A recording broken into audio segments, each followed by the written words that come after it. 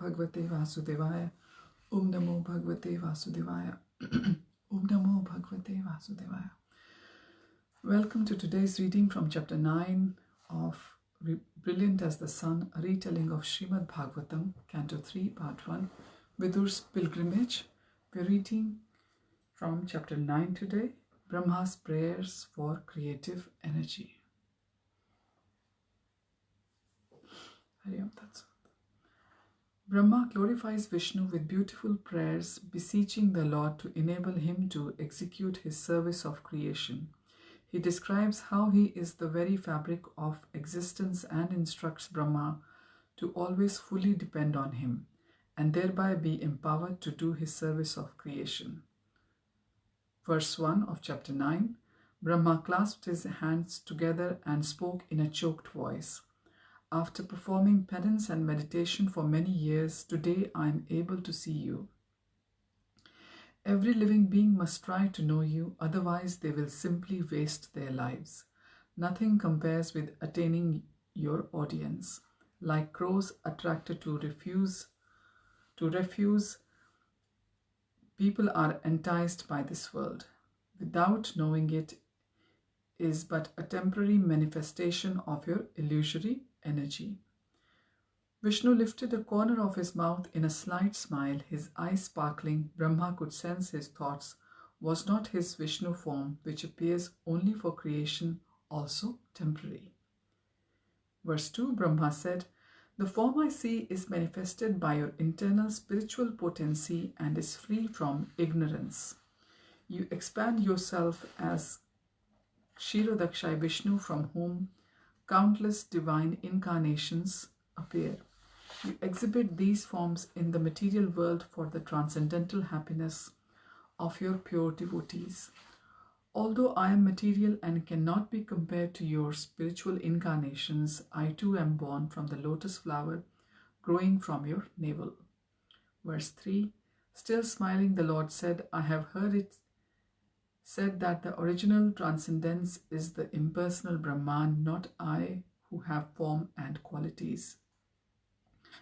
Brahma was not bewildered by the Lord's teasing. "My Lord, there is nothing superior to your personal form of eternal bliss and knowledge.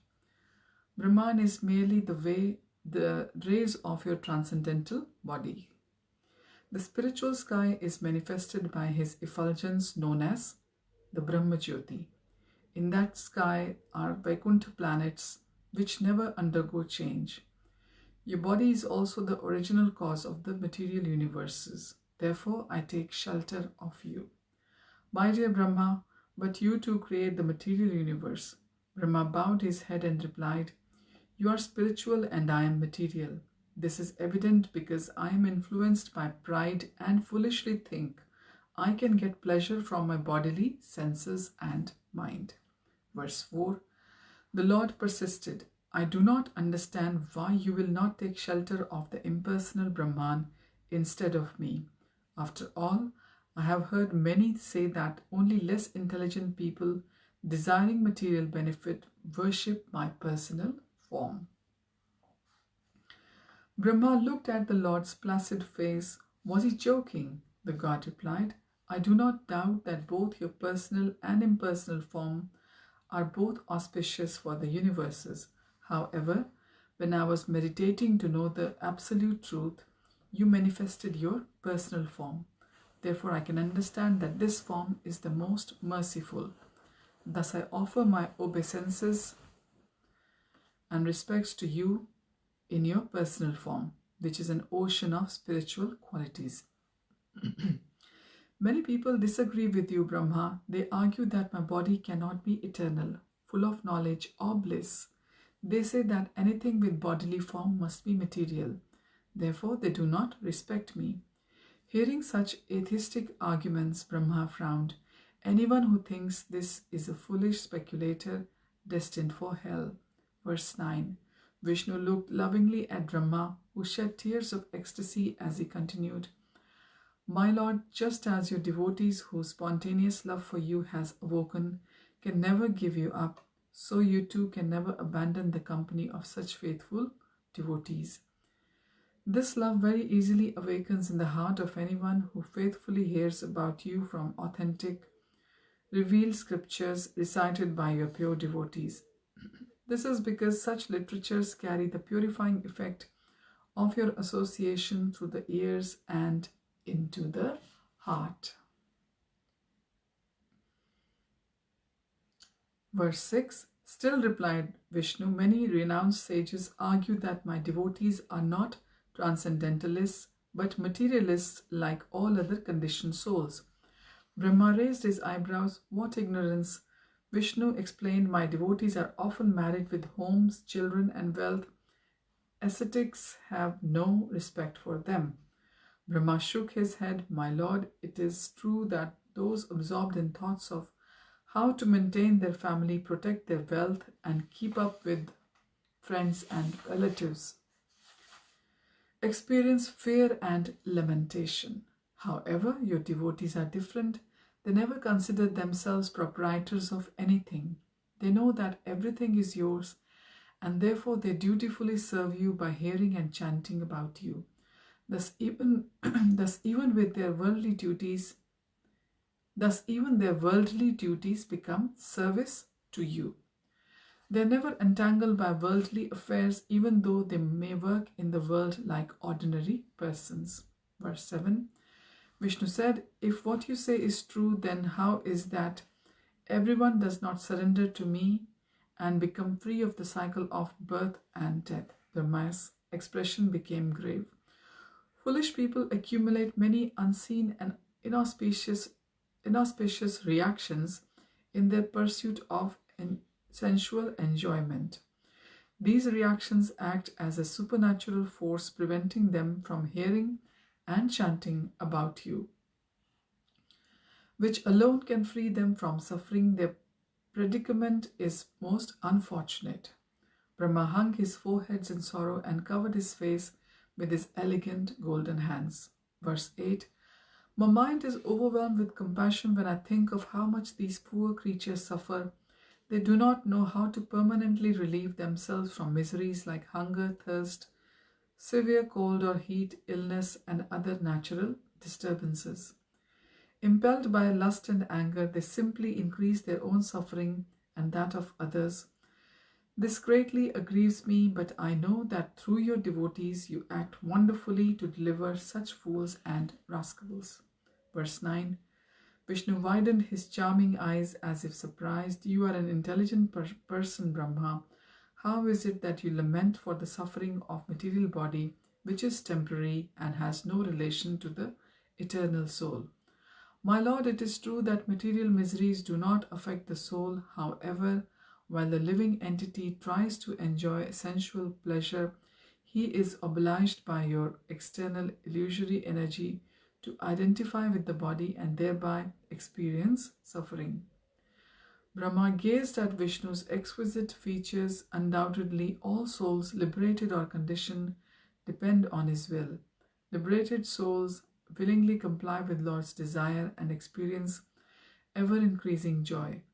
Conditioned souls, however, foolishly try to enjoy themselves independent of him.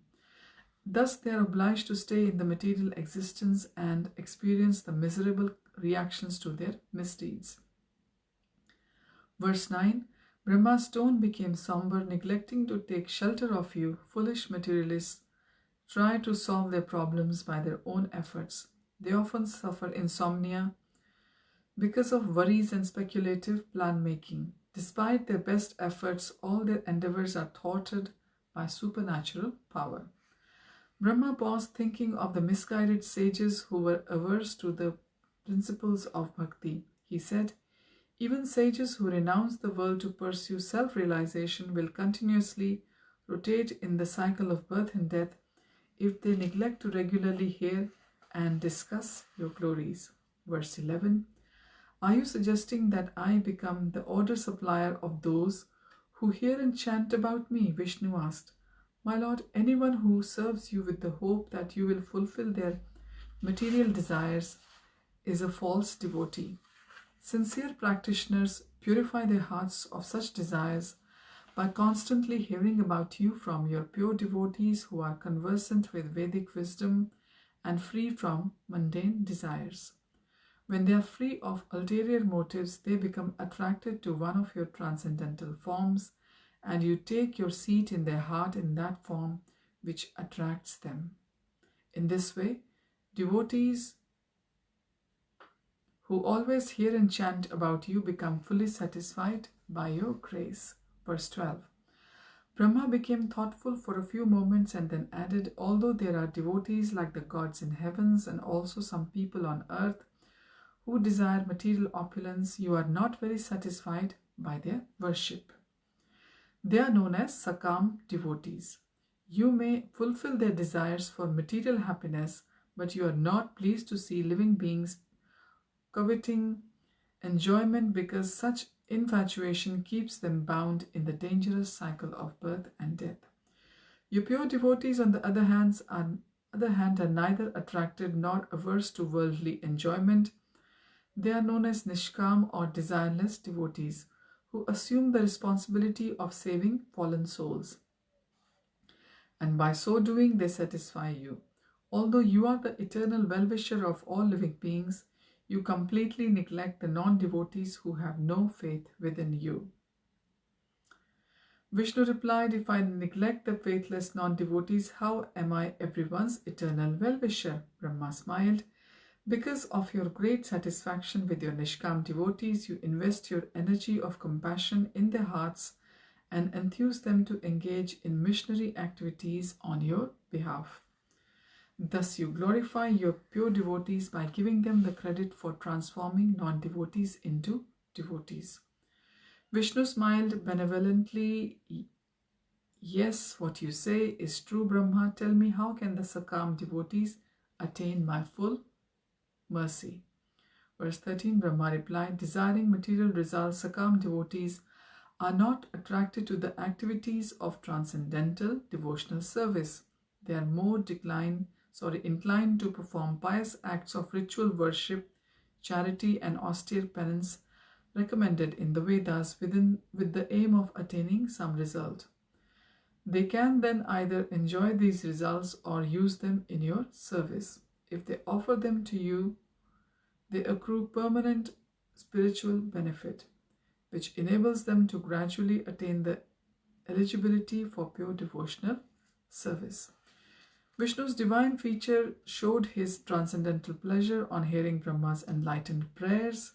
Verse 14, in the voice filled with affection, Brahma continued, I offer my obeisance to you, Lord, who are the supreme transcendence. You always remained in your eternal, internal spiritual energy. Your all-pervading impersonal presence as Brahman can be known by applying the intelligence to self-realization. In your personal form, you perform pleasure pastimes with your associates. In this Vishnu form, you enjoy with your external energy to create, maintain, and annihilate the cosmos. And in your form as Krishna, you enjoy the rasa dance with the gopis. Vishnu closed his eyes, radiating contentment as he listened to Brahma's prayers. Verse 15, my Lord, I take shelter of you, your incarnations, my activities are supernatural imitations of worldly men. Just as a man may pick up an umbrella to shelter his family from rain, you pick up Govardhan Hill like an umbrella to shelter your devotees from Indra's downpour. If at the time of death a person remembers such pastimes, he is immediately cleansed of the sins accumulated in many births and attains your eternal abode. Verse 16, Brahma reflected on the foolishness of yogis who believe spirit is the impersonal and without diversity. They did not understand that all material phenomena are perverted reflection of the spiritual variety found in Vaikuntha. Just as a tree's image reflects in lake, similarly the spiritual planets are reflected as the material worlds. Krishna is the root cause of both the original spiritual planets and their material reflection. So it is being reiterated here in verse 16 of chapter 9 of Canto 3 that this material world is just a reflection of the not just reflection, but perverted upside down reflection of the spiritual world, the original spiritual world. Clasping his hands together, Brahma prayed, "Your Lordship is the root of the tree of planetary system. Although you are one, you expand yourself into three primary energies, the modes of goodness, passion, and ignorance. Goodness, supervised by you, maintains this material creation. Passion, supervised by me, that is Brahma, causes the creation, and ignorance, supervised by Shiva, destroys it. From these three energies you have manifested many other gods to manage cosmic affairs. Of all the universal managers, only you are not controlled by material energy. Therefore, I offer my humble obeisance unto you, the origin of the cosmos." Verse 17. A feeling of sorrow overcame Brahma as he thought of the foolish souls who did not understand that their real self-interest lay in realizing Vishnu. Dragged by their unbridled senses, they were impervious to good instructions. Even the meditation of yogis and speculations of philosophers who deny Krishna's supremacy will be frustrated and come to naught. He said, "I offer my obeisance. You advise conditioned souls to serve you if they ignore your beneficial advice, preferring to pursue their own gratification or speculation. You destroy their plans as all-powerful time." Verse 18. My Lord, not only you are untiring time, but you are also the enjoyer of all sacrifices. Even though I heard the planetary gods and my lifespan, Brahma is telling that his lifespan is 311 and 40 billion human years. So this is the lifespan of Brahma. And although I have undergone many years of penance for self-realization, I offer you respectful obeisance. Therefore, all others should follow my example.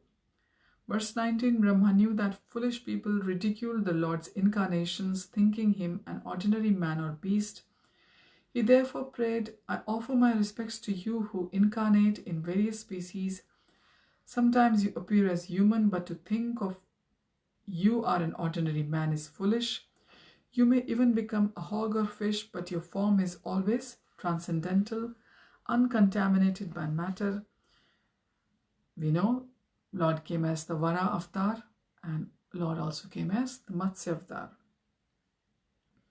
You appear for your pleasure, pastimes of enlivening and delivering your devotees, as well as of upholding the religious principles you ordain.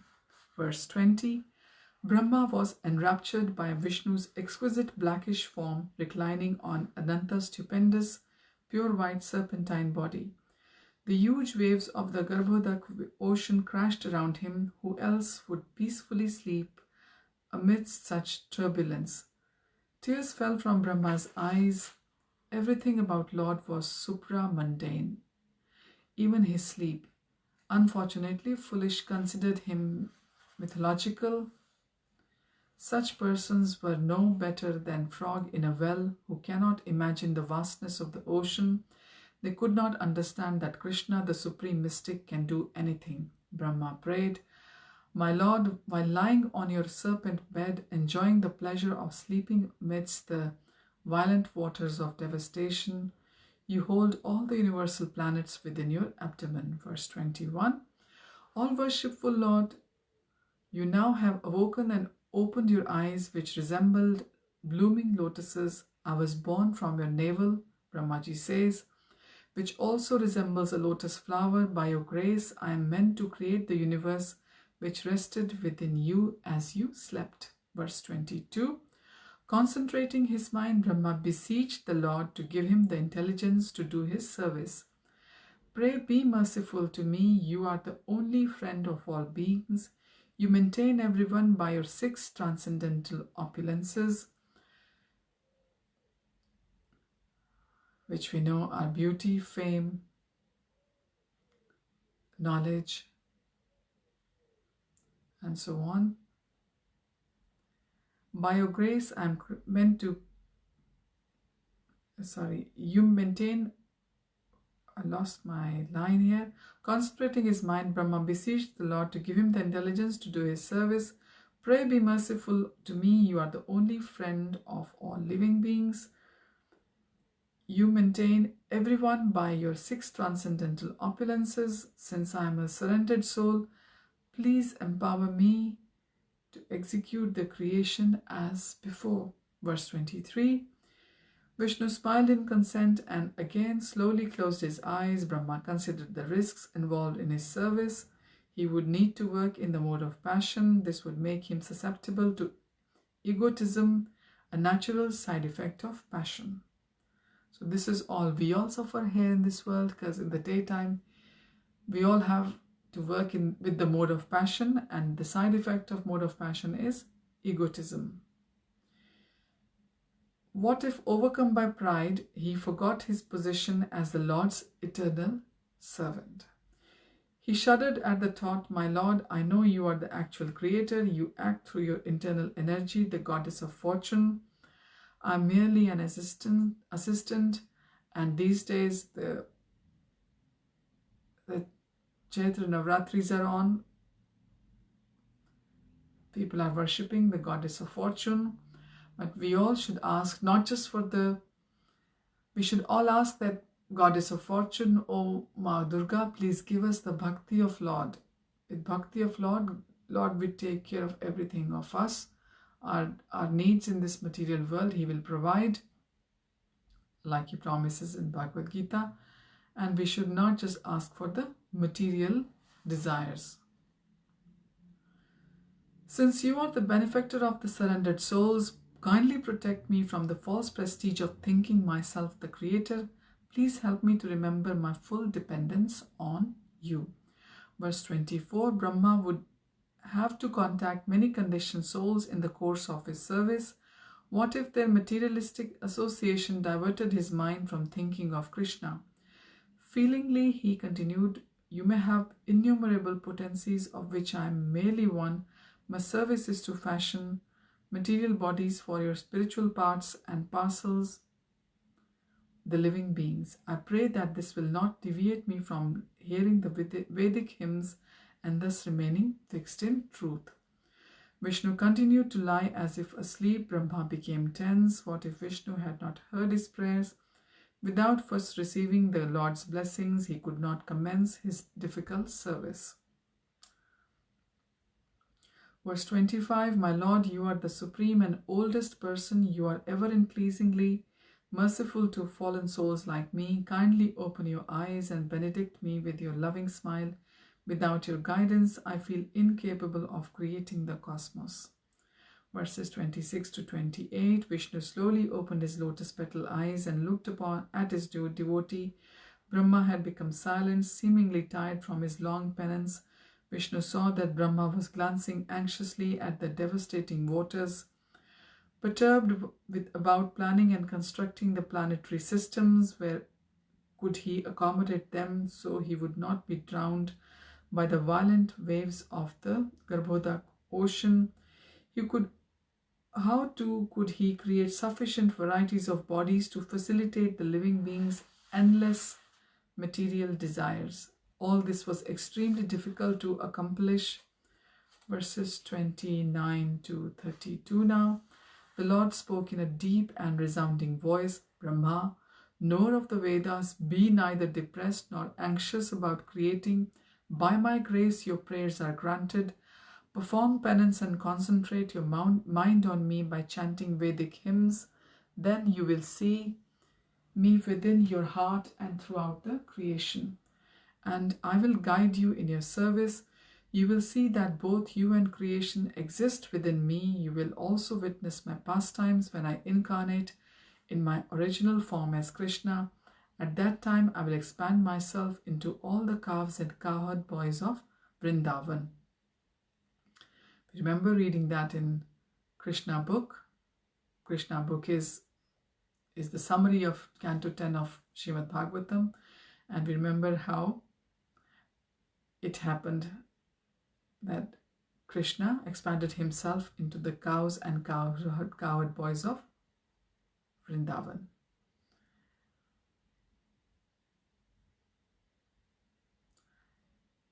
My mother Yashoda will see all the universes within my mouth, and millions of Brahmas like you will pay me their respects by seeing me in all beings. Just as fire is found in wood, you will never fall into illusion. Rather, you will realize your pure spiritual identity as my eternal loving servant. Brahma considered the meaning of Vishnu's metaphor of fire in wood. Wood may be of different shapes, types, and sizes, but the fire within it is always the same. Similarly, the material bodies inhabited by the living beings will be of diverse species, shapes, and sizes, but the spirits, souls within them will be the same. All souls are equal parts and parcels of the one Supreme Lord. The Lord's energy is thus distributed throughout the creation. By seeing this, one would never be deluded into selfishly exploiting any living entity. Verses 33 to 35, Vishnu went on, with such a vision, your only desire will be to serve me in all circumstances. Thus you will not be contaminated by the modes of nature. You will realize your eternal spiritual relationship with me. No matter what you need to create, I will give you the required intelligence. Be assured my causeless mercy on you will enhance your ability. O original sage amongst the sages, by fixing your mind on me, the malevolent mode of passion will never contaminate you, even though you are engaged in generating progeny. Brahma prostrated himself before the Lord, weeping profuse tears of gratitude. He rose to his knees. Verse 36, Vishnu glanced affectionately at him. Today you have seen me, although it is very difficult for embodied living beings to attain such a vision. This is because you never considered my body to be made of the 5 gross or 3 subtle elements like that of a conditioned soul.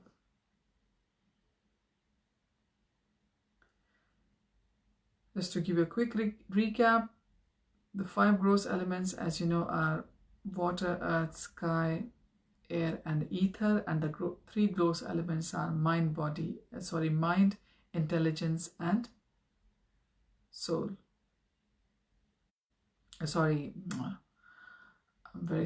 Mind, intelligence, and false ego. They go with our ego from life after life, but the body made of the 5 elements or the 5 gross elements or the Panchbhut, it is with us to another life form. The Lord smiled, remembering Brahma's search for him. Verse 37, do you remember your perplexity as to the source of the lotus from which you took your birth? At that time you entered its stem, but despite searching extensively you could not find anything. Then by my grace I manifested my form to you, both within your heart and even externally. Brahma felt a sense of self-satisfaction. His extended penance, prayers of glorification, and firm faith had attracted the Lord's grace. Verse 38, seeing his devotee's pride, Vishnu smiled and said, Brahma, it was I who made your faith strong and gave you the ability to perform the penances and offer me prayers of glorification. I bestowed these abilities on you out of my causeless mercy because you desire to serve me with love. Brahma blushed. How quickly he thought himself the doer.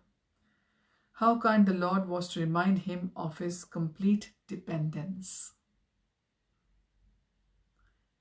Verse 39 to 40, Vishnu laughed. Materialistic people think my form is mundane. I am pleased with your descriptions of me as possessing spiritual qualities, devoid of material attributes. I know you desire that all living entities know my glories. Therefore, I bless you that your wish to be fulfilled. O Brahma, I am quickly pleased with anyone who, desiring to serve me, petitions me with the prayers you have composed.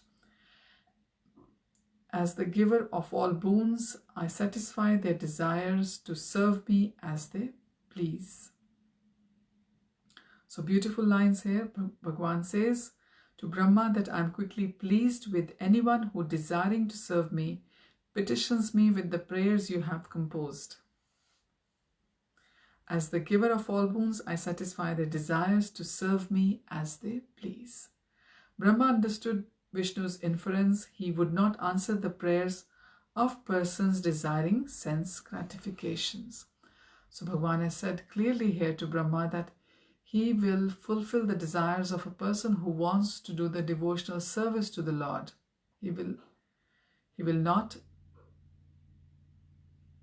answer the prayers of person desiring the sense gratification.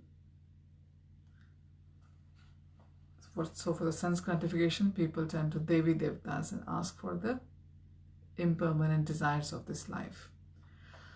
Verse 41, his mellifluous voice assuming a confidential tone, the Lord added, there are many pious activities such as altruism, penance, sacrifice, charity, mystic yoga, and meditation.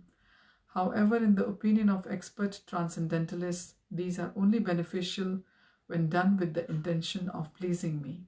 Verse 42, you see Brahma, I am the supersoul in the heart of all beings. The individual souls are my parts and parcels. I am in truth the dearest person to all. A living being has affection for his body because he, the soul, resides there. The reason he has affection for himself is that he is a part of me. Forgetting me, embodied souls wrongly feel affection for the gross and subtle body, but all living beings should show affection to me. Verse 43, Vishnu lifted one of his arms, his hand displaying the mudra of instruction, and commanded Brahma, always follow my directions, thus you will never forget the Vedic knowledge, as you have done on previous days. Generate progeny who are obedient and devoted to me. You can create them from your own body. Night had descended. The dim light of the crescent moon shimmered on the river. Occasionally fish splashed in and out of the water. The night air was chilly, and Vidur wrapped his shawl tightly around him. Concerned for him, Maitreya stood up to feed the fire. As he did so, he concluded his narration. The last verse of this chapter, chapter 9, verse 44. After instructing Brahma to expand the creation, the primeval Lord Narayan disappeared. Vidur leaned back, looking up at the stars in the night sky. He ruminated on Maitreya's teachings. How is it that people audaciously argue that Vishnu's form is material?